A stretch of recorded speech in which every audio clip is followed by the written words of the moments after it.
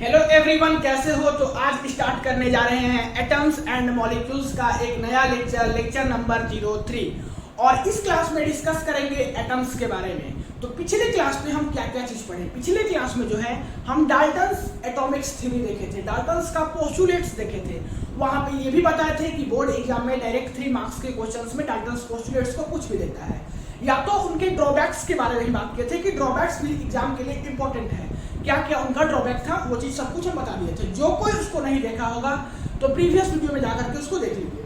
अब बात करते हैं एटम्स के बारे में। तो एटम्स होता क्या है? एटम्स की बात करें तो एटम्स जो है वो एक स्मॉलेस्ट पार्टिकल्स है। ठीक है, एटम्स क्या है? स्मॉलेस्ट पार्टिकल्स है। और ये जो है वो पार्टिसिपेट करता है केमिकल्स रिएक्शंस में।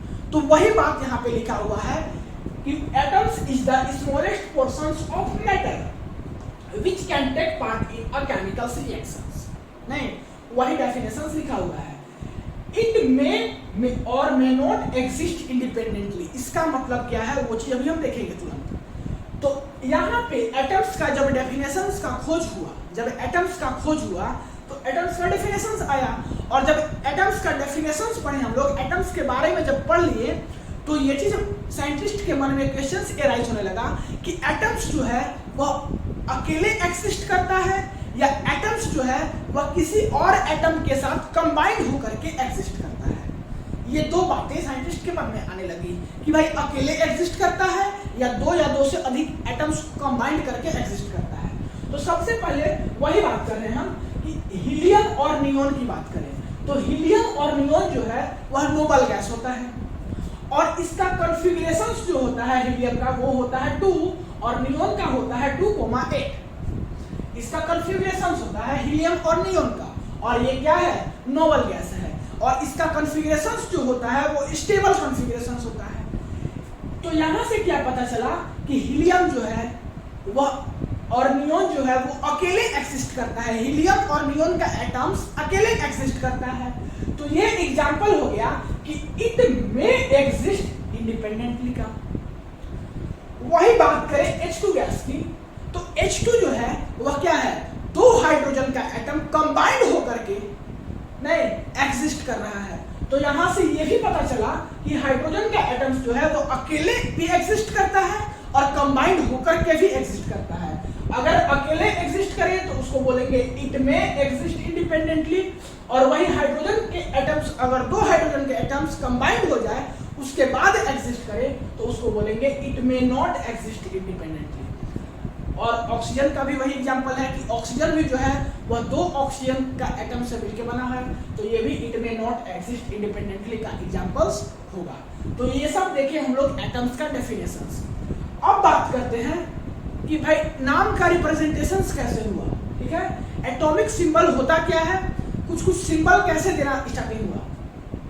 तो short hand representations of name of an element is called atomic symbol. Atomic symbol किसको बोलेंगे? किसी भी एलिमेंट के नाम का जो शॉर्ट हैंड रिप्रेजेंटेशंस जो हम लोग सिंबल्स के द्वारा जो डिनोट करते हैं उसी को बोलेंगे एटॉमिक सिंबल। तो ये बहुत ही एक चिंता का विषय था कि जब हाइड्रोजन एलिमेंट्स का तो खोज हो गया था, हाइड्रोजन, हीलियम, लिथियम, बेरिलियम, लेकिन साइंटिस्ट के मन में दिक्कत ये हो गया था कि ये जो हाइड्रोजन, हीलियम, लिथियम था इसको इतना बड़ा बड़ा कैसे लिखेंगे भाई, हाइड्रोजन, हीलियम, लिथियम। तो ये एक समस्या हो गया था। तो उन्होंने क्या किया कि स्टार्टिंग में उसी को हाइड्रोजन्स को, हीलियम्स को, लिथियम्स को, या कह सकते हो कि हर एक एलिमेंट्स को कुछ सिंबल्स के द्वारा डिनोट करने लगे, कुछ सिंबल्स के द्वारा डिनोट करने लगे। तो सबसे पहले जो साइंटिस्ट थे वो डाल्टन साहब क्या किए कि सबसे पहले एलिमेंट्स का कुछ सिंबल दिए।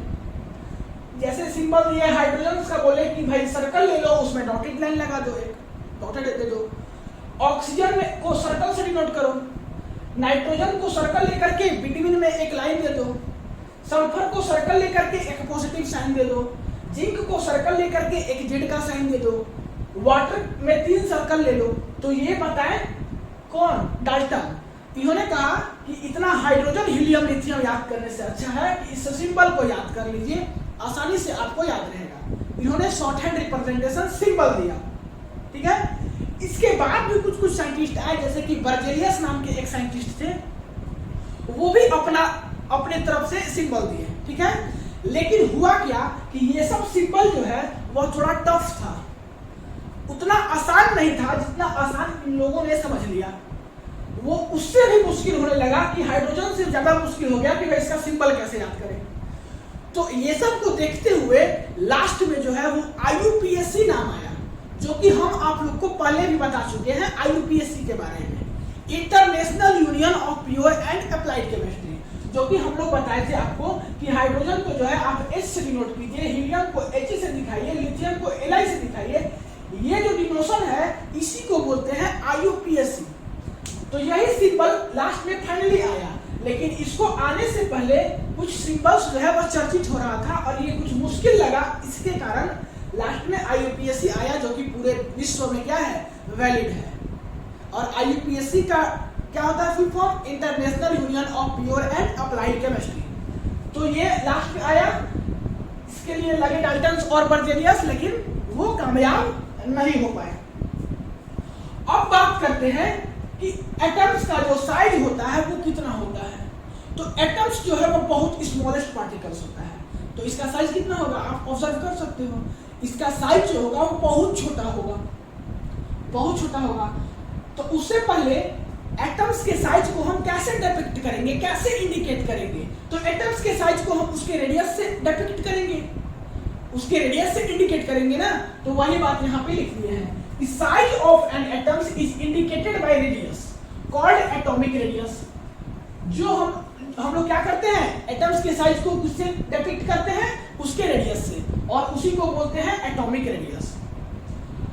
अब बात करते हैं साइज ऑफ एटम्स की। तो साइज ऑफ एटम्स जो होता है वो होता है 1 नैनोमीटर, इसको कि nm से दिखाते हैं। And 1 nanometer is equals to 10 to the power -9 metre.